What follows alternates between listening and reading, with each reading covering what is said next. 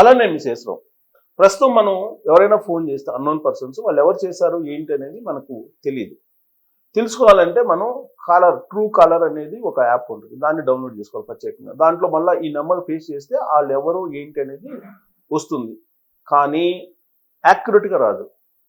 ఎక్కువ మంది ఎవరైతే పేరుని వాళ్ళు ఫీడ్ చేసుకుంటారో ఆ పేరే వస్తుంది. బట్ యాక్యురేట్ నేమ్ రాదు. సపోజ్ నేనున్నాను, ఒక ఎక్స్ అనే పేరుతోటి ఒక వ్యక్తి ఉన్నాడు నాలాంటి వాడు.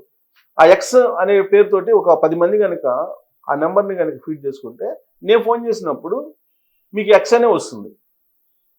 కానీ ఆ సిమ్ ఎవరి పేరు పైన రిజిస్టర్ అయింది అనేది రాదు.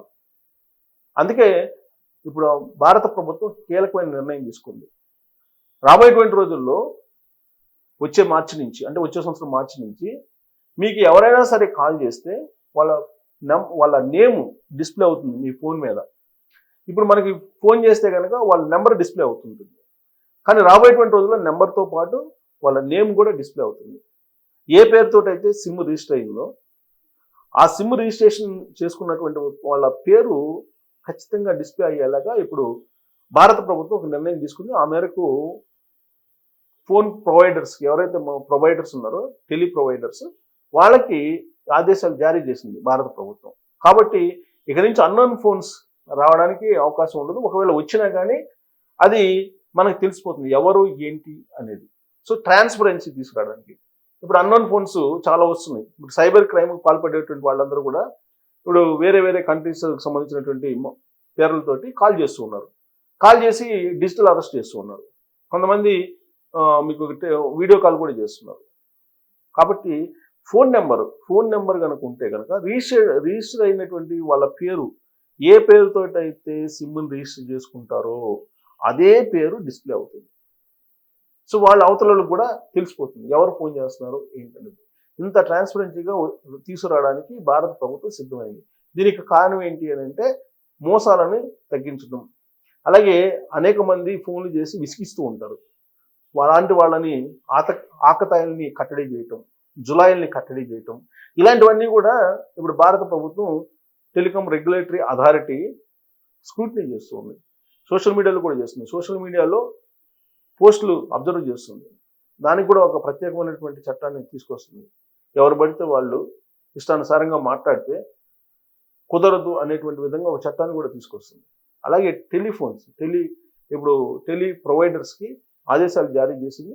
సో రాబోయేటువంటి రోజుల్లో మీరు వచ్చే కొత్త ఏడాది మార్చి నుంచి ఖచ్చితంగా మీ ఫోన్లకి ఎవరు ఫోన్ చేసినా వాళ్ళ పేర్లు వస్తుంది.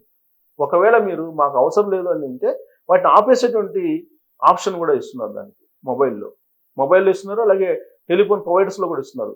సపోజ్ మాకు ఎవరి ఫోన్లో అయినా వచ్చినా పర్లేదు, మాకు వాళ్ళ పేరు తెలుసుకోవాల్సిన అవసరం లేదు అనుకుంటే ఆ ఆప్షన్ని మీరు మ్యూట్ చేసుకోవచ్చు. అలా కాకుండా మాకు కావాలనుకున్నప్పుడు దాన్ని మ్యూట్ చేసుకోకుండా పెట్టుకుంటే కనుక ఆటోమేటిక్గా డిస్ప్లే అవుతుంది. ఇప్పుడు చాలా ఫోన్స్లో ఇప్పుడు మనకు ఐఫోన్లో లేదు కానీ ఆండ్రాయిడ్ ఫోన్స్లో మీకు ట్రూ కాలర్ డౌన్లోడ్ చేసుకుంటే కనుక ఎవరు ఫోన్ చేసేది వచ్చేస్తుంది ఆటోమేటిక్గా. కాకపోతే అది ట్రాన్స్పరెన్సీ ఉండదు. నేను ఇందానే చెప్పాను, అది ఎవరు 10 మంది ఏ పేరు ఫీడ్ చేసుకుంటే అదే పేరు. ఎల్లయ్య అని ఫీడ్ చేసుకుంటే ఎల్లయ్య, పుల్లయ్య అని ఫీడ్ చేసుకుంటే పుల్లయ్య, అదే పేరు వస్తుంది. అంతే తప్ప మీకు యాక్చువల్గా రిజిస్ట్రేషన్ సిమ్ ఎవరి పేరుతో అయిందో అది రాదు. కానీ అది వచ్చేలాగా ఇప్పుడు భారత ప్రభుత్వం నిర్ణయం తీసుకుని దానికి సంబంధించినటువంటి న్యూస్ ఇప్పుడు బాగా వైరల్ అవుతుంది. సో నా దగ్గర ఫోన్ లేదు, నేను ఫోన్ వాడను అని చెప్పడానికి లేదు. ఎవరు ఫోన్ వాడినా వాళ్ళ ఫోన్ వస్తుంది.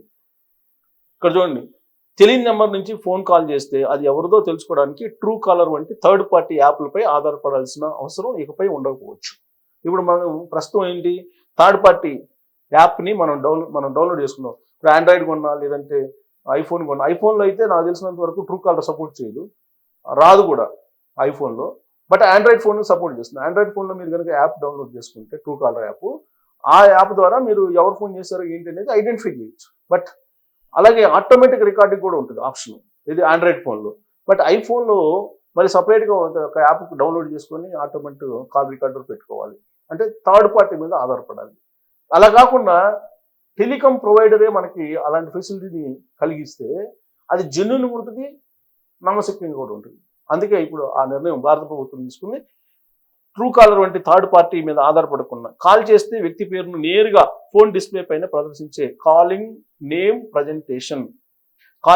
ప్రజెంటేషన్ సిఎన్ఏఏపి అని అంటారు. కాలింగ్ నేమ్ ప్రజెంటేషన్ అనే కొత్త ఫీచర్ను అందుబాటులోకి తెచ్చేందుకు టెలికాం సంస్థలు సిద్ధమవుతున్నాయి.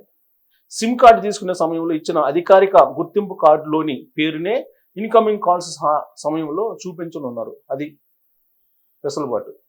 దేశవ్యాప్తంగా 2026 మార్చి నాటికి ఈ సదుపాయం అందుబాటులోకి వచ్చే అవకాశం ఉందని అధికారులు తెలిపారు.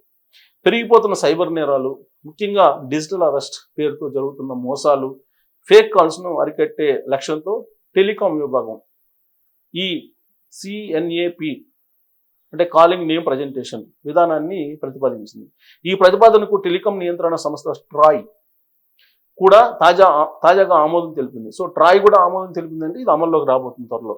ఫోన్ కనెక్షన్ తీసుకునేటప్పుడు వినియోగదారుడు సమర్పించిన గుర్తింపు కార్డులోని పేరును కాల్స్ సమయంలో ప్రదర్శించేందుకు అంగీకరించింది. అయితే వినియోగదారులకు తమ పేరును ఇతరులకు కనిపించకుండా ఉంచుకునే వెసులుబాటు కూడా కల్పించున్నారు. సపోజ్ నా పేరు నాకు ఇతరులకు కనిపించకూడదు అని చెప్పి అనుకున్నాం అనుకో, ఆప్షన్ కూడా ఉంది. కనిపించకుండా పెంచుకునేటువంటి ఆప్షన్ కూడా వెసులుబాటును కూడా కల్పించారు. తమ పేరు డిస్ప్లే కాకూడదని భావిస్తే ఆ ఆప్షన్ను ఎంచుకోవచ్చు. మరోవైపు ఈ ఫీచర్ను 2G, 3G నెట్వర్క్లలో అమలు చేయడం సాంకేతికంగా సవాల్తో కూడుకున్నదని ట్రాయ్ అభిప్రాయపడ్డాయి. అంటే 2G, 3G వీటిలో ఇది సాధ్యం కాదు అనుకున్నారు. ఇప్పుడు మనం 5Gలో ఉన్నాం. సో 4G కానీ 5G కానీ అయితే ఇలాంటి వెసులుబాటు ఉంటుంది. అండ్ ఇది స్మార్ట్ ఫోన్లు కాకుండా ఉంటే 2G, 3Gలో నెట్వర్క్లో అయితే ఇది సాధ్యం కాదు అని అంటున్నారు. సో అందువల్ల ప్రస్తుతం 4G ఆపై నెట్వర్క్లు ఉన్న స్మార్ట్ ఫోన్లకు మాత్రమే ఈ సౌకర్యం వర్తిస్తుంది. ప్రస్తుతం ఈ ఫీచర్ని హర్యానా సర్కిల్లో రిలయన్స్ జియో, వోడాఫోన్, ఐడియా సంస్థలు ప్రయోగాత్మకంగా పరీక్షిస్తున్నాయి. త్వరలోనే అన్ని టెలికాం కంపెనీలు దేశవ్యాప్తంగా దీన్ని అమలు చేసేలా చర్యలు తీసుకుంటుంది. 2026 మార్చి 31 నాటికి ఈ సేవలు పూర్తి స్థాయిలో అందుబాటులోకి వస్తాయని అధికారులు అంచనా వేస్తున్నారు. ఈ కొత్త విధానంతో ఫేక్ కాల్స్ బెడత తగ్గడమే కాకుండా వినియోగదారులకు భద్రత పెరుగుతుందని చెప్పి అంచనా వేస్తున్నారు. ఇది దీనికి సంబంధించినటువంటి టెక్నాలజీ న్యూస్. ఎందుకంటే ఖచ్చితంగా టెక్నాలజీని మనం ఉపయోగించాలి రాబోయే రోజుల్లో. దాని మీద అవగాహన కూడా పెంచుకోవాలి. లేదంటే మనం ఇప్పుడున్నటువంటి కాలంతో కలిసి నడిచేటువంటి పరిస్థితి ఉండదు. ఆర్టిఫిషియల్ ఇంటెలిజెన్స్ అంటే ఏంటి, దాంట్లో ఎన్ని రకాల ఫీచర్స్ ఉన్నాయి, కనీసం దాన్ని వాడడం ఎలా నేర్చుకోవాలి. దాన్ని మనం క్రియేట్ చేయాల్సిన అవసరం లేదు, వినూత్నంగా తయారు చేయాలి. మనం కూడా రీసెర్చ్ ఇంజనీర్స్ కావాల్సిన అవసరం లేదు. అట్లీస్ట్ మనకు అందుబాటులో ఉన్నటువంటి టెక్నాలజీని ఎలా ఉపయోగించుకోవాలనేది అవగాహన పెంచుకునే కనీస బాధ్యత మన మీద కూడా ఉంది. ఎందుకంటే అది పెంచుకోకపోతే కనుక ఇప్పుడున్నటువంటి సమాజంతో మనం నడవలేము. అందుకే ఇప్పుడు మారుతున్నటువంటి టెక్నాలజీని ఎప్పటికప్పుడు నాకు అనిపించినటువంటి న్యూస్ని మీకు అందిస్తున్నాను. మరి ఈ న్యూస్ ఉన్న తర్వాత మీకు ఏమనిపిస్తుంది అనేది తెలియజేయండి.